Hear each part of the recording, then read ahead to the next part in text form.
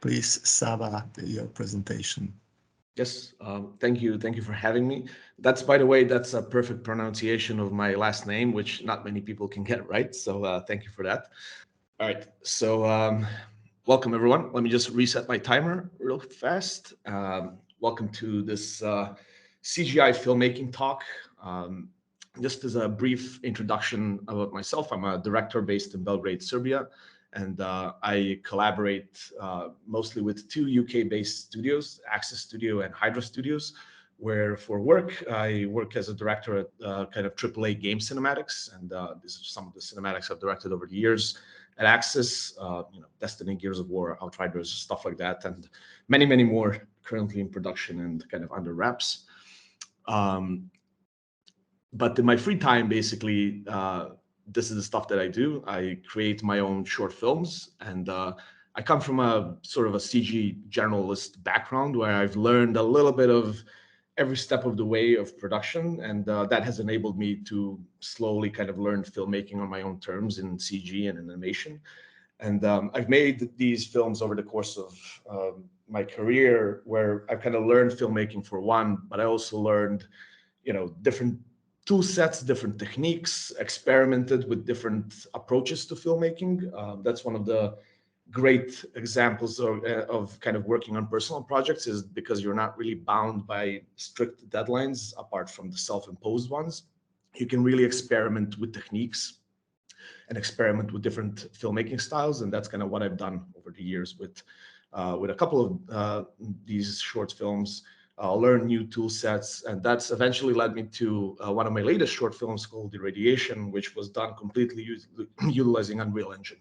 And that has completely, as someone who comes from a traditional offline rendered CGI pipeline, coming into a real-time environment, it can be quite liberating. And I'm going to be focusing a little bit on that today. But the main focus on this talk is my journey with Previs.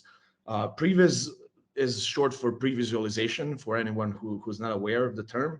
And pre-visualization is a process in CG animation that's used at the very start of the process. It's a very rough indication of what the short film or a trailer, whatever it is going to be. So it's something that's typically very rough, very kind of placeholder models, placeholder animations. It's basically a version of a 3D sketch in a way, where you're just roughly animating the cameras and animating all of the elements that are going to be in the trailer, so that you can budget and schedule, the trailer or a short film accordingly. In my opinion, previs is, from a purely filmmaking standpoint, previs is one of the most important aspects of a CGI production. It's, again, speaking strictly from, the filmmaking standpoint, previs is really where you make your film, where you make your animated film. It's where you decide all of the camera angles. It's where you decide, you set up your editing pace. It's where basically you make all of your creative choices at the very start of the project. And sure, there's all of the important aspects that happen later on in production, like all of the production-y stuff.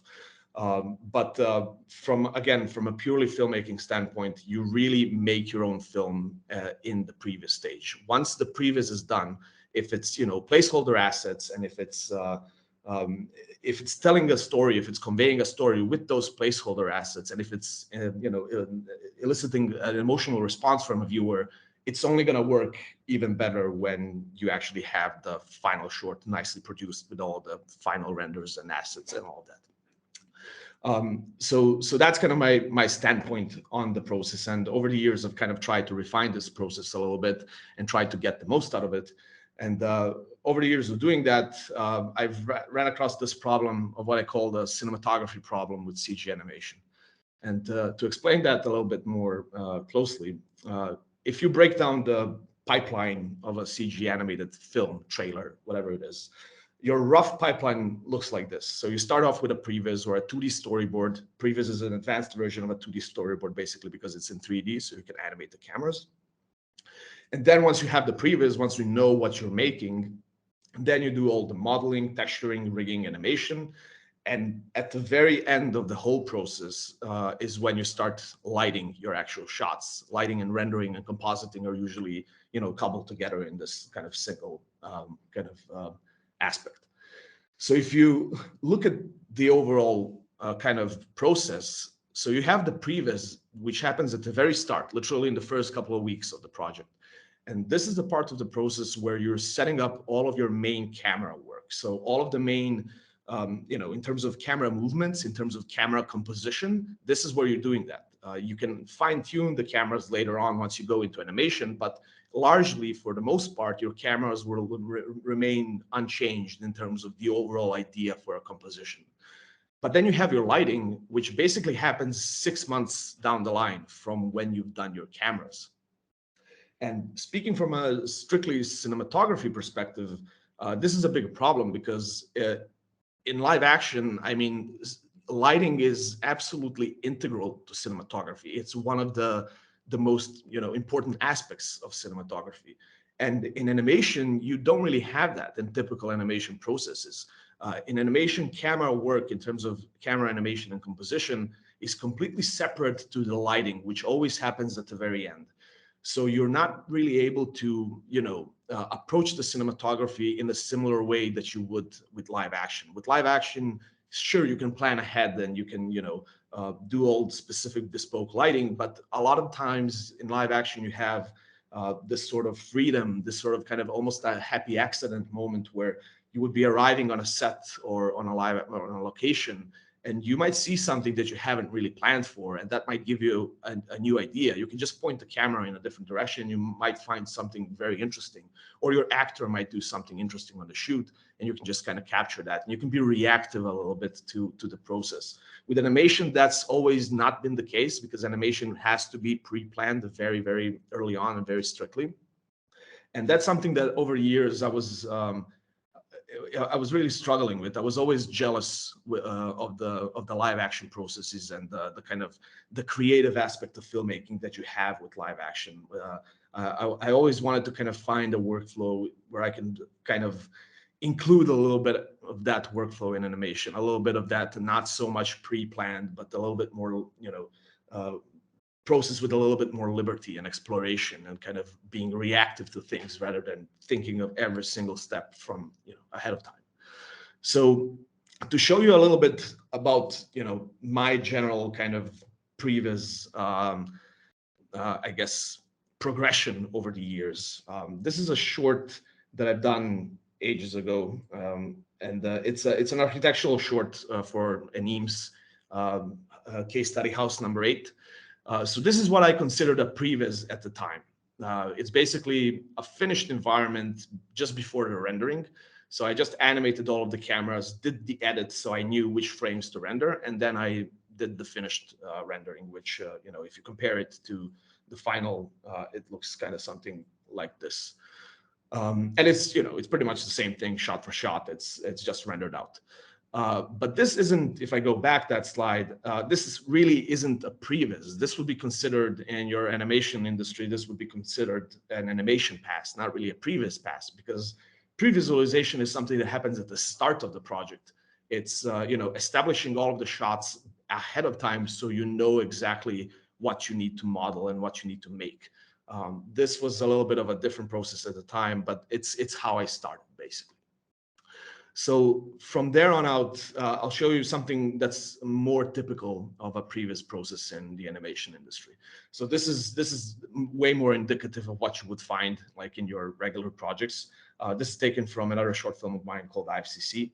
And this is something that's, this would be a very typical of a previous process. You have, a very, very rough indication of geometry, a very rough indication of a shot, but, the shot and edit construction is there and it kind of tells the story and it conveys the idea. It's, you kind of have to leave up a lot to the imagination when you're working with stuff like this because it's very uninspiring, it's very rough. And in animation, you always have to kind of imagine and trust your process that the end result is going to look something like this in the bottom right. But in, again, from the directing and from the cinematography perspective, of course, you want to work with the bottom right. But, getting to the stage of a bottom right image takes a lot of time. And if you don't do this previous process, you're going to be wasting a lot of time because you're just going to be kind of driving and building stuff aimlessly that you don't know whether you'll use or not. So from this point onwards, this is another previs that I've done for one of the next projects that I did called the Playgrounds for this art conference in the Netherlands. And again, this is a previs that I've done at the time, which is very, very rough looking. But this is where I kind of fine-tuned the process a little bit in terms of using stock assets from Google Warehouse and kind of building scenes very, very quickly and building the edits very, very quickly so I can just get an idea of a film before I actually dive into it. And this was incredibly instrumental in kind of finishing this thing in a very short time span. I'll just show you a little bit of a clip of the finished film. But you can see basically, again, the shot construction is there. It's just, nicer with the assets. But again, in terms of the previs, very rough, very uninspiring, very blocky, nothing crazy to work with. We all want to work with images like these, not with the kind of blocky, grayscale stuff. So, excuse me, an interesting point that happened across both of these projects is that this is the time where I started using this render engine called Octane Render. And the Octane is a GPU-based render for like any 3D application of your choice. And what it does really well is it has this interactive viewport. This is a sped up footage, obviously, but you can kind of see that when you rotate the camera around, you get real, lighting feedback, interactive lighting feedback. And you can actually, fine tune your shots. You can compose your shots and compose them to light and shadow, just like a real cinematographer would. So this is something that was definitely very inspiring at the time. But again, being able to work like this, you kind of have to build all of the assets. This wasn't really used in the previous process. This was used in the lighting process at the end. And to me, the whole point was trying to get this sort of interactivity and this sort of play with light and exploring the space that's completely lit and finding shots. This is something that I wanted to bring earlier in the process, in the previs. So this is definitely like a good reference point and a step in the right direction, but was still kind of unusable for me in the actual previs stage. So from that, I've done this little experimental short called Icons, which is kind of another love letter to architecture. And I've tried to use a different process for this one, where I didn't do any previs. All I did was I shot a bunch of scenes, and I've just completely, used this Octane viewport to find my shots, to compose my cameras, and I rendered them out, and then I found the short basically later on in editing. Now, this led to a lot of shots that weren't used, and it's definitely not the most production-friendly process. It's not something I would use on a client project. This is a personal experimental film, so it was kind of well suited for that. But it was very liberating because in a way, I wasn't working with previs, I was working with final frame renders. So when I got into the edit, I was just working with final shots, which is incredibly fun to work with. So it was kind of, further tickling my desire to refine the process a little bit more. Excuse me. So from here on out, this is kind of me trying to get a little bit of that sense of lighting in my typical 3D previs process. So this is 3ds Max. I typically work in Max. And this is me trying to, this is still a previs. This is very, very rough looking. But it's at least trying to get a little bit of lighting information in there, at least some lighting information that's, far from final, but at least it gives me something to work with and at least compose shots with a little bit more of kind of precision in terms of the intent of what I wanted to do with lights. Still pretty far off in terms of the actual kind of look that I was after, but definitely a step in the right direction for me. This was also the moment where I've kind of fine-tuned my editing process for previs. Again, I'm a self kind of learned generalist, and when you're making your own personal short films, you kind of have to wear multiple hats at the same time.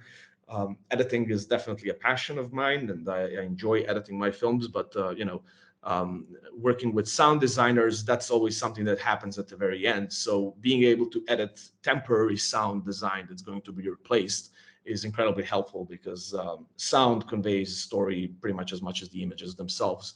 And you kind of have to, give it the same care and the same amount of time as you're devoting to your visuals as well. But from that point onwards, I've continued experimenting with 3ds Max viewport. And at the time, they added some kind of viewport shading models where you could actually have depth of field, you can have reflections. So this is a previs that I've done for one of the Gears of War trailers that I've created at Axis. That this is the unused opening kind of sequence. But this was a great example of kind of, all right, this is definitely going in the right direction. This is strictly 3ds Max viewport, so I can rotate my camera, I can find shots, I can find interesting lighting just based off of the viewport. And I can think as a cinematographer in the previous stage, which is incredibly helpful. And then from there is the biggest change that happened to me, and that is this amazing software called Blender, which I'm sure all of you are familiar with, or at least to some degree. I can't really show the previs for this project because this was a pitch that never happened. So all I can show is like the camera of working and kind of walking around the scene. But this is a previs scene. So this is not, everything here is placeholder. All of the assets are very rough, very placeholder. But the sense of lighting that you get in Blender in the viewport is absolutely amazing. You have, gorgeous depth of field. You have amazing volumetric lighting, amazing PBR shading, amazing kind of shadows and reflections and all of that. And all of this in the flexibility of a regular 3D software, which basically enables you to animate the characters, quickly rig or quickly model something for the purposes of the previs. And this has completely liberated my creative process in terms of filmmaking and animation, because now I can approach filmmaking in animation very early on in the early previs stages at this quality of a preview, where I can really compose the shots to lighting. I can rotate lights very easily and create interesting, shapes, and kind of emulate a little bit of what would happen on a live action set. So this was absolutely instrumental in kind of my, I guess, journey in my previs, kind of finding the optimal previs process over the little bit over a 14-year career at this point. But this still hasn't fixed some of the problems that I was facing with the whole process. So if you see here, you'll see, bottom left is the previs, and then the full frame is the final kind of animation shot from some of my short films that I've done over the years.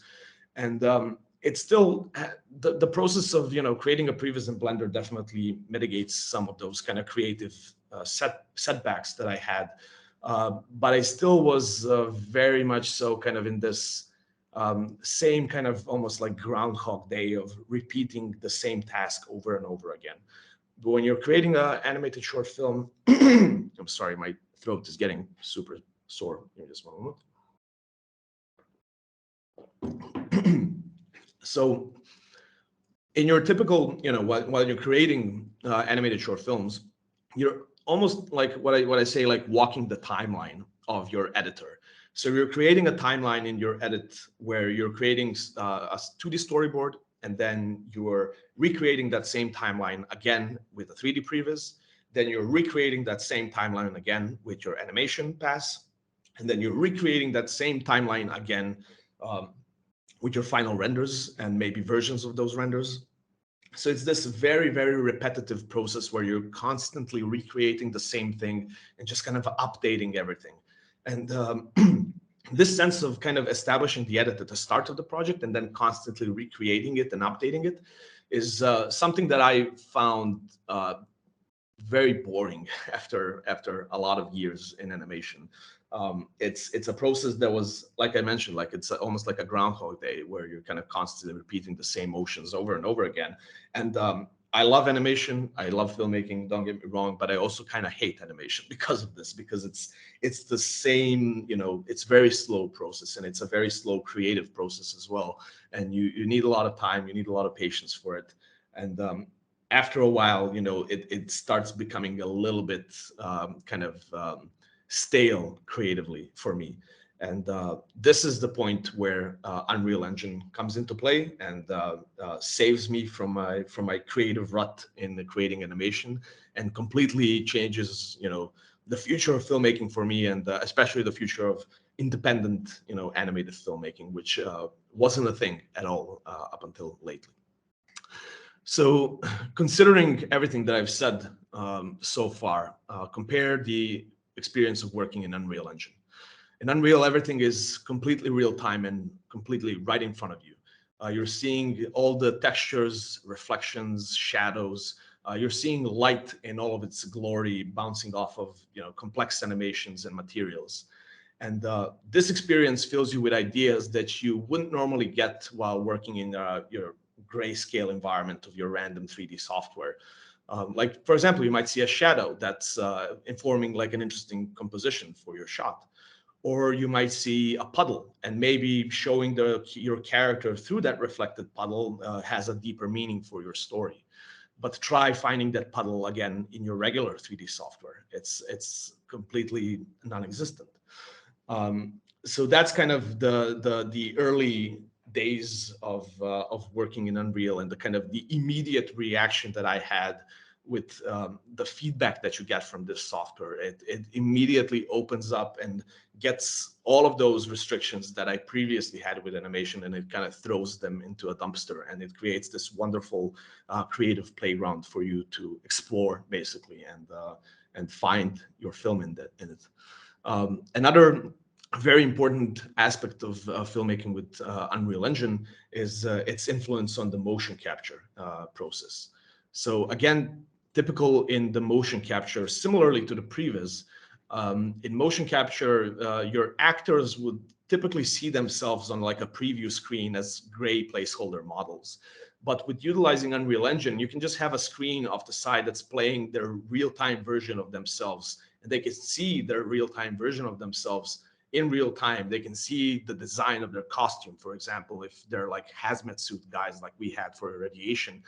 They can see the constraints of the design and how they need to adjust their performance in real time. They don't have to leave up so much to the imagination, because motion capture in itself can be very sterile, and being able to see your close to final images in real time is absolutely incredible for the actors themselves. But then again, from the directing and from the cinematography perspective, being able to use a virtual camera like this completely changes the way how you shoot motion capture. Typically, motion capture isn't shot the same way as your live action film would be shot, because in motion capture, you can just record the whole takes. You're not beholden to the camera angle, so you can record 2 or 3 minutes of takes of animation performance, and then you can fine tune them later on and cut them apart into specific shots. But in doing so, your motion capture performance recording session is more akin to theater, because you're looking at a full body performance. You're not looking at the performance in the context of the shot. But having a virtual camera on stage like this one, you can actually frame up your shots, and you can look at the performance from the camera's perspective, from the camera's point of view. And that's, goes really far to kind of bring this whole experience of shooting closer to live action, because you really can focus in on the minutes of the performance right then and there. You could do this previously with just looking at the performance from the similar sort of angle, but being able again to look at from an actual virtual camera's perspective is absolutely essential to the filmmaking process. And then once you've recorded the motion capture, this is what you get. You get an infinitely loopable, replayable animation that you've captured. And this is your digital playground now. This is your the version of your live action set, only in the digital sense, where you can control all the elements of nature. You can infinitely replay your performance, and you can fine tune your camera angles. You can fly around, find different angles, find what works, what doesn't work. It's so fun and so liberating to be working in this sense, compared to, again, everything that I've shown previously. By just flying around and seeing all of these performances from different angles, it immediately gives you an idea, or tens of thousands of different ideas that you didn't really think of before.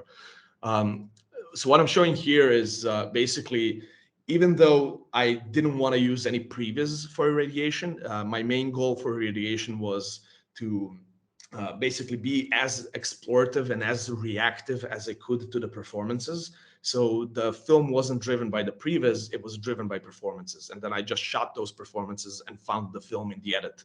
And I did this because I didn't want to do that same repetitive process of completely, repeating the same process of the previs and kind of recreating those same shots. I wanted to be way more reactive to what we shot on the day in terms of motion capture.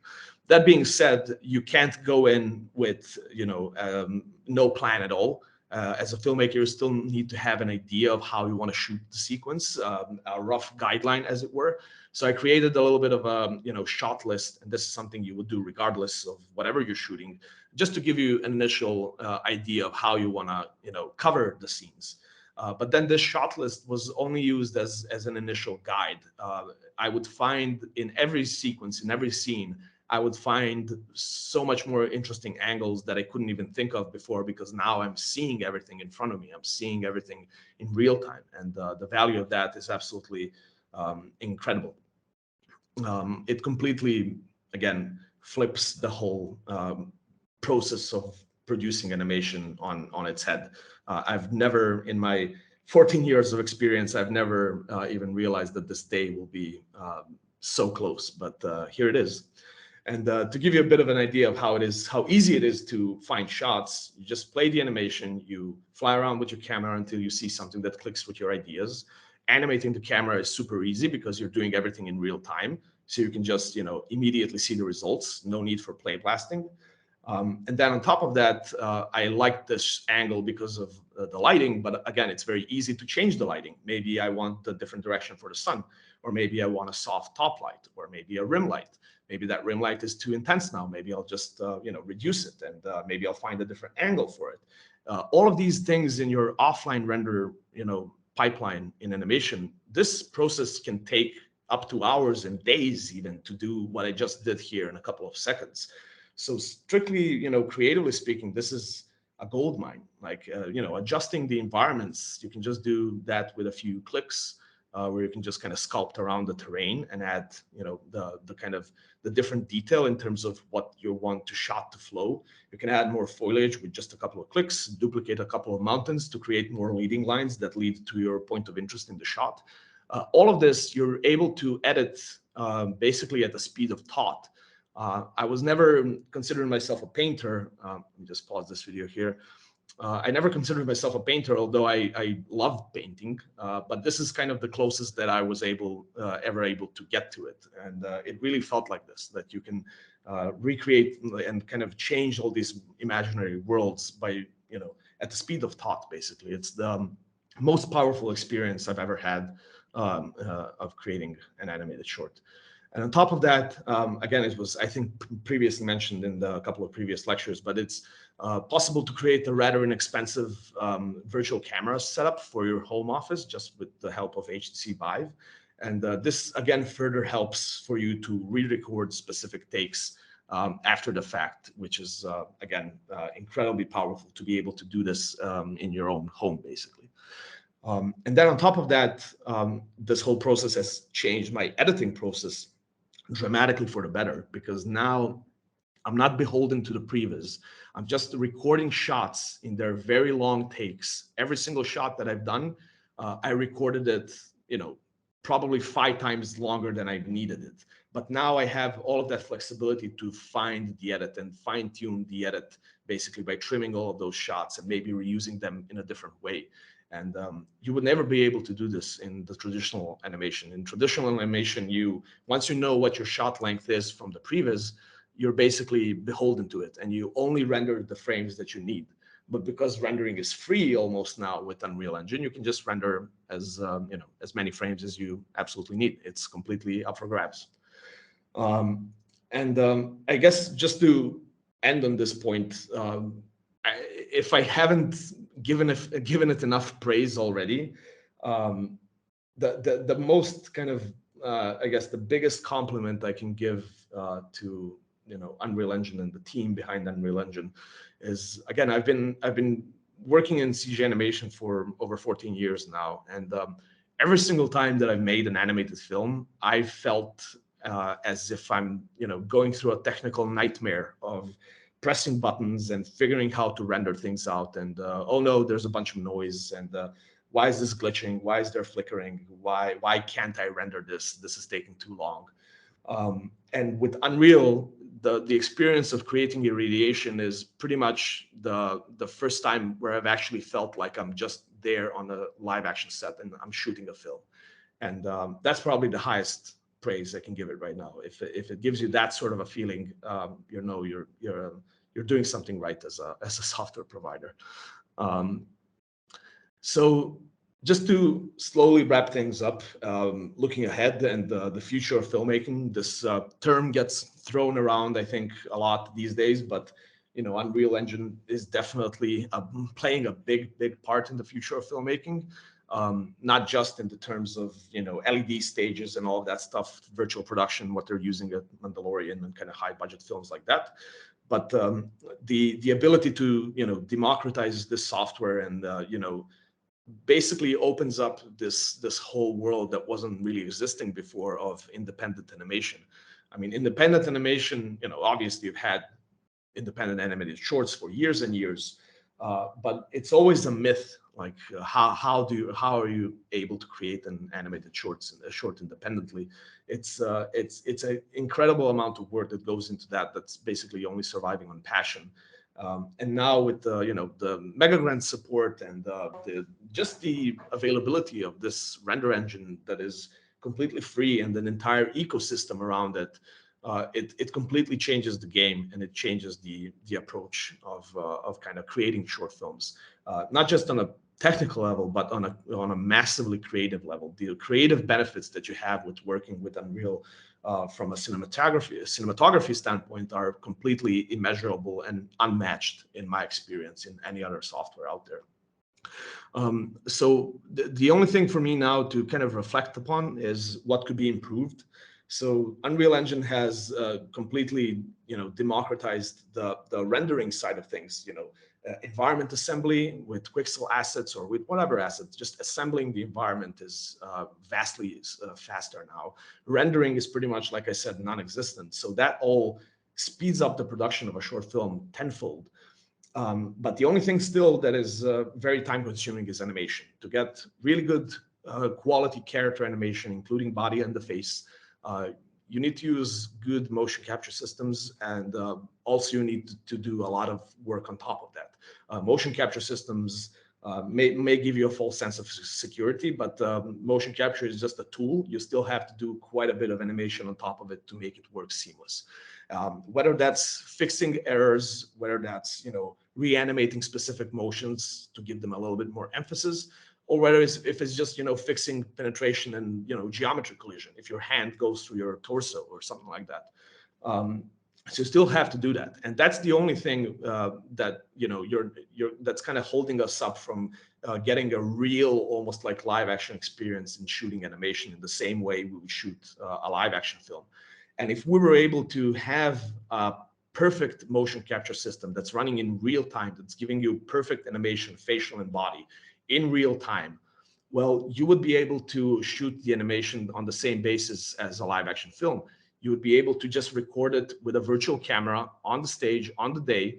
You would dump the shots out of a virtual camera on a drive at the end of the day, and then you would be able to start editing the film the very next day, completely circumventing all of the setup in Unreal and everything like that.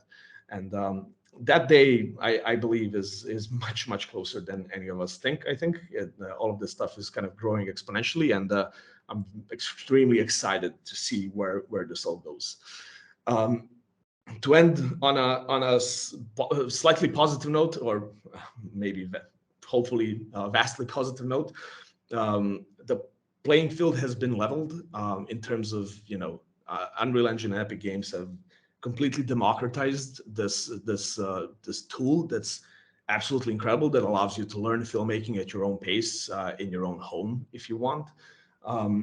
But this creates an interesting question that I want to leave you with, and that is, Basically, back in the day, you kind of had to stand out. There's very few people that can create nice looking images in 3D or realistic animations or whatever of that nature. And in order to stand out, all you needed to do back in the day was create a realistic render, because not a lot of people could make it. But nowadays, with Unreal Engine and with all of the assets that are available in this vast ecosystem around Unreal Engine, everybody has access to the same thing, basically. And everybody is going to, what happens when everyone has access to cinematic quality animation software, where you're going to see a lot of similar things out there. And this is kind of the most important part for me, is if you're kind of after a filmmaking career in animation, work on your craft and work on your ideas and on your stories and on your kind of filmmaking style, because no matter how fast computer become, and they'll become even faster than this, although this is pretty amazing that we have real time today that's capable of these things. No matter how fast any of that becomes, animation, all of the kind of aspects of CGI production, it doesn't still compare to learning your filmmaking craft and learning to become a filmmaker. That stuff still takes years and years to develop, even decades to develop properly, and that is the stuff that is going to separate you from everywhere else, because it's your filmmaking voice, basically. At the end of the day, these are just tools, amazing tools that help us tell stories better or learn faster. But these are just tools, and if you don't have anything to say with them, you might have the most realistic renders out there, but they're not going to count for much if you don't have anything to say with them. So just as a bit of an ending note there, again, the craft and the artistry behind your work is, in my opinion, always going to be more important than the tool sets that you're using to create them with. So with that, I just want to say thank you all, and thank you for having me here. I'll hang around a little bit for any questions that you guys might have, but hopefully this was an interesting kind of breakdown of some of my process. Yes, great. I appreciate your presentation very much. I like this idea about, or this interpretation that nowadays softwares democratize something that was forbidden for most of people, and it is the same process as it happened with, for example, with camera. Digital camera brought some democratization. Later, editing softwares brought democratization, and nowadays this Maya software that was for the first very expensive, and second very hard to learn. So it is changing for this Unreal Engine, and it is this software that I really recommend for my students too. Exactly. One point I will add to that is like you mentioned, the camera democratization. That's a really interesting kind of parallel that I like to make with what Unreal Engine is. I think there's a lot of misconceptions out there, because Unreal Engine is, it's free for everyone. It's very intuitive to learn, and then you get all of these assets that you can just drag and drop in, and immediately you get something that looks pretty good. So a lot of people think that, oh, it's easy. I can just do this and I can create a short film. Whereas creating a short film is something that's way more all-encompassing and difficult than just, knowing Unreal Engine. The way I like to compare that to the example that you just made with the cameras, obviously that's the DSLR democratization that happened, but Unreal Engine to me is like something way more powerful. So it's kind of similar to, if you would compare it to, the Arri Alexa cameras, the professional film grade cameras that are used in all the Hollywood films. Those Arri Alexa cameras are amazingly, expensive for a good reason. But imagine if Arri Alexa just decided one day, hey, our cameras are free, like Unreal Engine. You can grab them at any corner of the store, at any city you're in. You just grab your camera.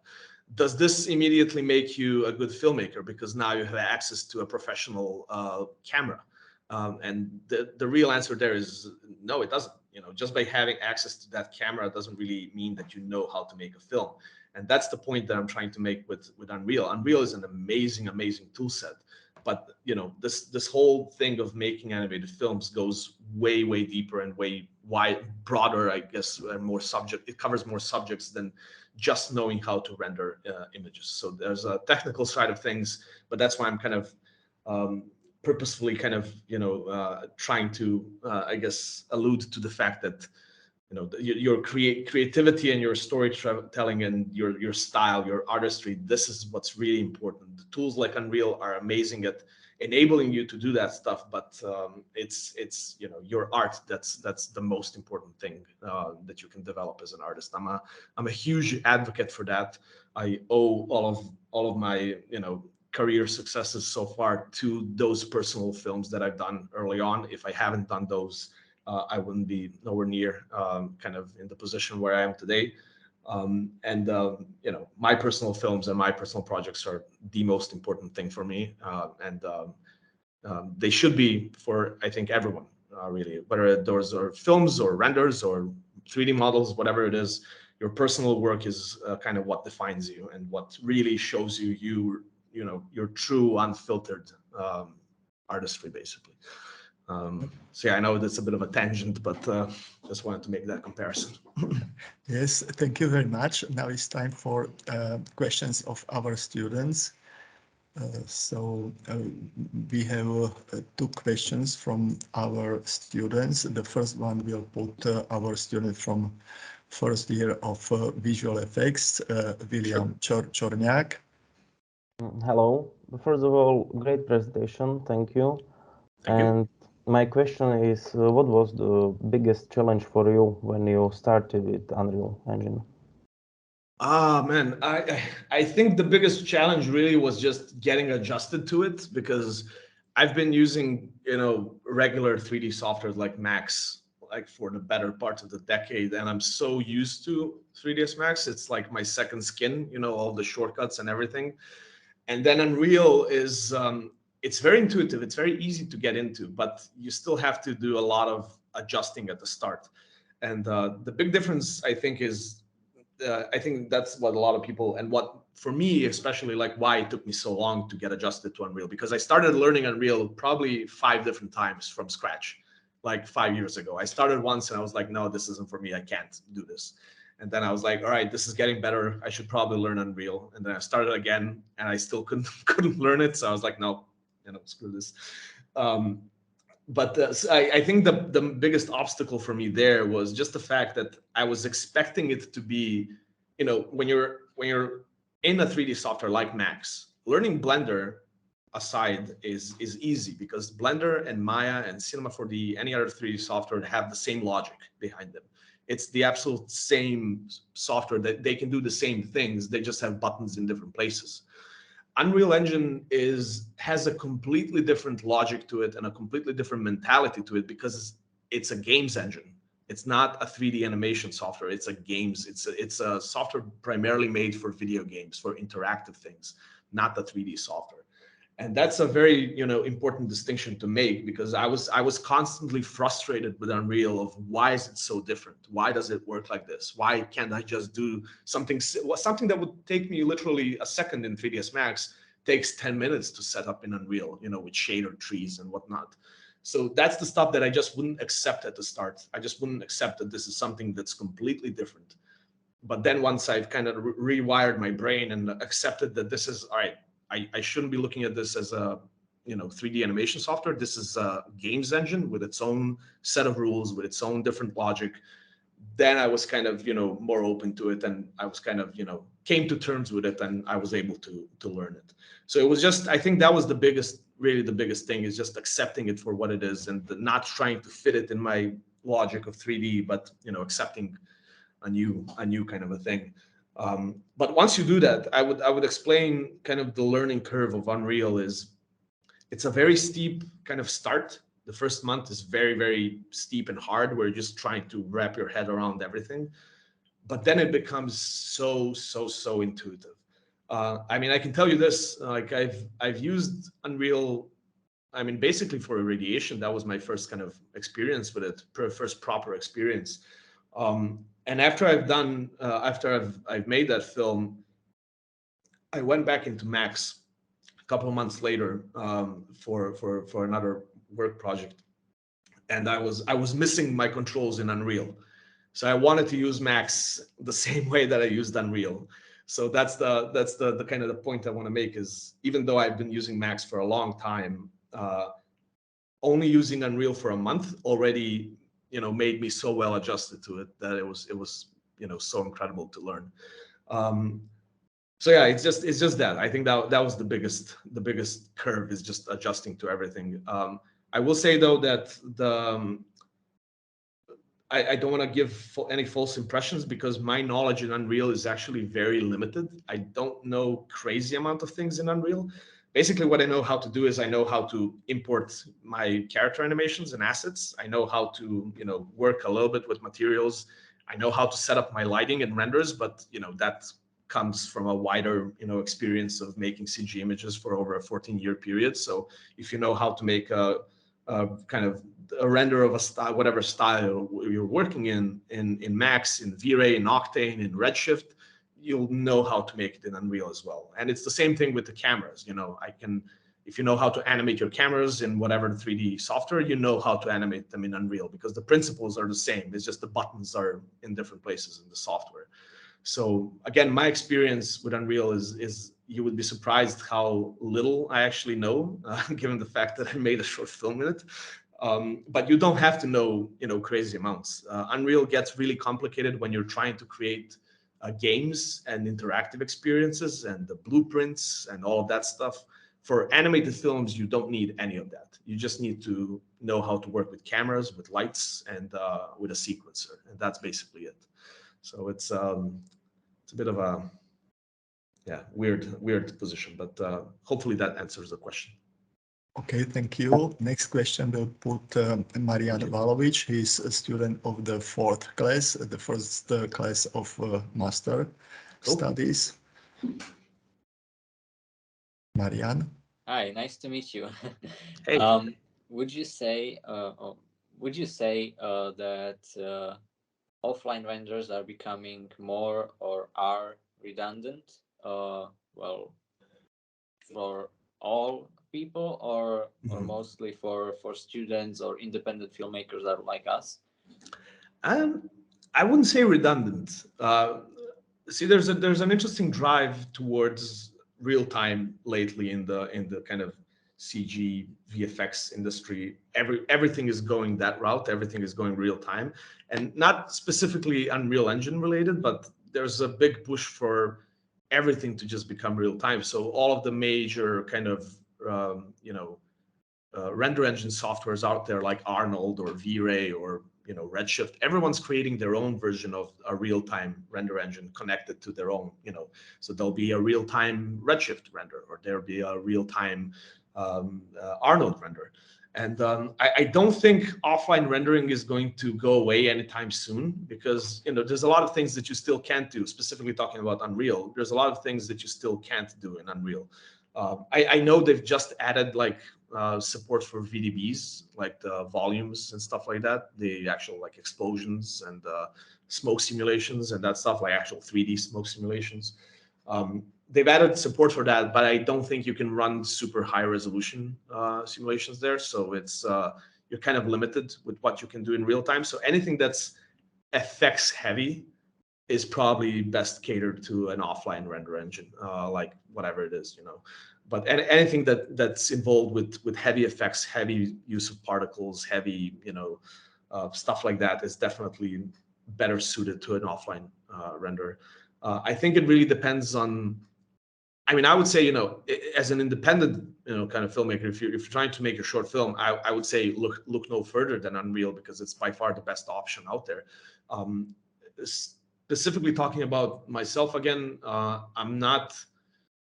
My goal isn't. My goal is I'm working as a director, and I want to continue working as a director. I want to make longer films. So to me, the final image quality isn't the most important thing for my process. If I'm able to create a short film in Unreal that's going to enable me to approach the filmmaking part in a more creative manner, like I've explained now, I can live with a little bit of image imperfection that Unreal gives you compared to like high quality, offline renders. So to me, it's more important if I can create a better film, a better story, just by having this better creative experience, I'm definitely going to choose that over, pixel perfect image, because I'm not trying to get a job as a rendering artist. I'm trying to get a job as a director. And that's what I'm kind of, after. So I would say if that's your goal, I would definitely stick with Unreal, and you can live with image imperfection. If the story works, that's the only thing that matters.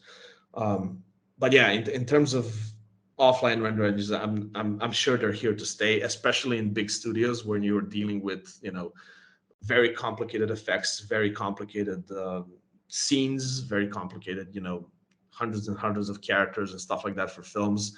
Stuff like that still runs much better in an offline pipeline. But it's all it's all kind of it's all evolving. I wouldn't be surprised that stuff like this changes. And again, to give you a little bit of a perspective as well, I'm not the person with the most foresight. If you asked me 5 years ago, would I ever use Unreal Engine for a short film, I would have told you no way. I would have told you that no, I don't care for Unreal at all, And look at me now, like I'm like properly, geeking out about the possibilities that you can do with it. So it kind of changed, my perception quite a bit in the last couple of years. So I wouldn't be surprised if what I just said now gets, subverted in the next couple of years, and it becomes completely real time, applicable everywhere, The point being is that it definitely has a place in a larger industry. Like even if they don't use it for final frames, for example, it still has a place as a previous tool, as something else. Even if they use it as, there's an interesting point in Unreal now where you have the actual like V-Ray render engine plugins for Unreal and Octane render engine for Unreal, so you can actually install them in Unreal. And this is an interesting point because now you can kind of, it doesn't work, I think, yet as perfectly as it's intended. I haven't tried it, but the point is that you can use all the benefits of real time, like I explained now, where you're kind of exploring the scene and finding the shots. But then when you're rendering final frames, you just switch to Octane or you switch to V-Ray and you export final frames that render a lot longer, but you get all the benefits of, a proper ray trace engine. Versus like a game restoration engine. So you do get plenty of benefits with it, but again, for me, Unreal Engine 5 looks pretty damn good. I'm not sure if I need any V-Rays or anything like that. There's that real-time GI looks pretty good if you ask me. So yeah. And may I have another question? Yes, yeah, absolutely. How did you approach compositing during your irradiation movie? Very minimal. I almost didn't approach it at all. Right. So again, the point for me was kind of I guess removing all of those unnecessary, not really unnecessary steps, but compositing also takes a lot of time. Like if you're going to be doing per shot compositing, it takes quite a bit of time. My goal with irradiation was to get as much of a close to final image as I possibly can in Unreal. So that meant, all of the lighting, all of the fog, all of the effects, everything was done inside Unreal. Practically, there was no compositing in irradiation. The only thing that I've done in post was color grading and some sort of kind of final film conversion stuff. So it's just the clean render from Unreal that was just color graded in post, not really composited. There was maybe 5 shots that had some minor compositing done to them, like maybe adding the blood and stuff like that. But most of the shots were straight out of Unreal, just graded in post. And you can create, final graded shots in Unreal as well. But I like to do my grading in post and edit because I have the whole clear idea of the whole film. I have the whole, film in context, so I can see how this, shot connects to the next one, and I can grade with that in mind. I don't do my edits in Unreal. I just work on a shot per shot basis, and I just export all of the shots. You can edit your film in Unreal as well, which is pretty crazy, but because I briefly shown that kind of workflow that I use with sound, with editing. Premiere is just a way faster tool for that to me. I mean, Unreal is probably going to get there one day, but yeah, Premiere just works much better for me at the moment. So yeah. All right, thank you. Okay, we have one hand raised up, so please, Mrs. Zacharowska, probably you have some kind of question. Switch on your camera. And by the way, thanks. I believe it was Marian who actually contacted me for this presentation. Absolutely. Yes. So thank you for doing so. It's no, I thank you. So, Mrs. Tatiana Zacharowska, the question. Yes, I don't have a question, but I want to thank you, Sava, for your lecture. And I just want to make a quick note to my students, so students of game design, that Previs is not just for the visual effects students, but it is a great tool even when you're creating games, when you're designing your interaction. If you want to have control over dynamic elements in your 3D games, and you want to save yourself a great lot of trouble with your animators, with your lighting, with your 3D modelers, environmental design, do it. Mm-hmm. Do it before you start creating real in-game assets and assigning work to everybody. Okay, Good point. Thank you for your note. And now please, can we turn on all our cameras to see each other, because we now heard and saw the last presentation of the second day of our conference. So we'll try to see each other, everybody who can turn camera in this moment. And there is time if somebody want to say something more. I see our another teacher from game design, Adam Krutak. Maybe he can want to tell something. Well, I just have to thank you. Like it was really a good presentation. I really appreciate the way. You know, I'm not a filmmaker. I'm also game artist, so I'm doing games, and it is great to me to see like how the game engine can be implemented into the video or filmmaking pipeline. So good, and thank you for the presentation. I checked your portfolio recently, and it's really great. So great job. Well, thanks for saying so. It's yeah. Yeah, I really think, again, like, not to give it too much praise, but Unreal is really just you know, an absolutely incredible thing that happened to the industry. And you know, I'm still very much hot off the whole experience of making that short film, that I just can't wait to dive into the next one. So yeah, it's definitely an exciting time for sure.